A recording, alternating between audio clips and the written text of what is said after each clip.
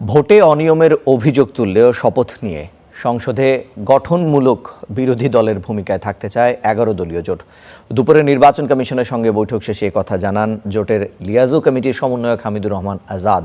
কারচুপি করে 32 আসনে হারানোর প্রতিবাদে কাল বিক্ষোভের ডাকও দিয়েছেন তারা। তবে এ প্রশ্নে ইসি নয়, তাদের আদালতে যাওয়ার পরামর্শ দিয়েছেন কমিশনার আনোয়ারুল ইসলাম সরকার। জাতীয় নির্বাচনে বড় কোনো সহিংসতা না ঘটলেও কিছু আসনে ভোটে কারচুপির অভিযোগ জামায়াত নেতৃত্বাধীন 11 দলীয় জোটের। আর এই অভিযোগ নিয়ে আগারগাঁওয়ের নির্বাচন কমিশনে যান 11 দলীয় জোট প্রতিনিধিরা। বৈঠক করেন 4 কমিশনার ও ইসি সচিবের সঙ্গে। পরে জামায়াত নেতা হামিদুর রহমান আজাদ বলেন, বেশ কয়েকটি আসনে অনিয়মের অভিযোগের পরও তড়িঘড়ি করে গেজেট প্রকাশ করেছে ইসি। 13 তারিখ সকালেই আমাদের ডেলিগেশন আসছিল, এনসিপির ডেলিগেশন আসছিল।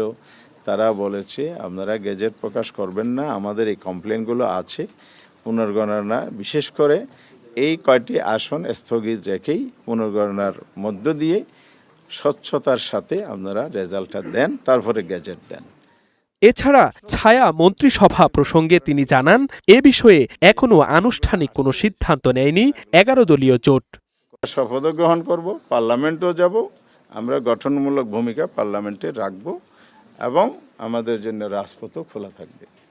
তবে নির্বাচন কমিশনার আনোয়ারুল ইসলাম সরকার জানান, তড়িঘড়ি করে নয়, ফলাফলের গেজেট প্রকাশ হয়েছে যথাসময়ে নিয়ম মেনে। বিষয়টি তড়িঘড়ির তো কোনো প্রশ্নই আসে না। তা আমাদের টিম, আমাদের নির্বাচন সংশ্লিষ্ট যারা মাঠ পর্যায়ে কাজ করেছে, তারা অত্যন্ত দক্ষতার সাথে এই ফলাফল তৈরির কাজটি করেছেন এবং আমাদের এখানে নির্বাচন কমিশন সচিবালয়ে যারা সংশ্লিষ্ট ছিলেন, তারা রাত দিন পরিশ্রম করে এই গেজেটটি প্রস্তুত করার চেষ্টা করেছেন এবং এটি যথাসময়েই প্রকাশ হয়েছে। নির্বাচন কমিশন সেটি বিশ্বাস করে।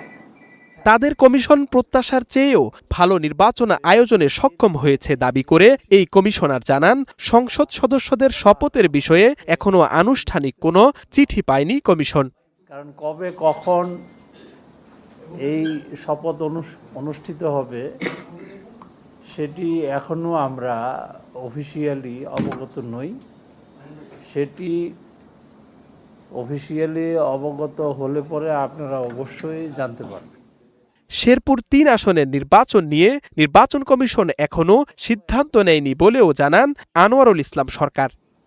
শেরপুরের নির্বাচনটাও আমাদের করতে হবে। কমিশন এখনো সে ব্যাপারে সিদ্ধান্ত নেয়নি। Zisan Ahmed, star news, Dhaka.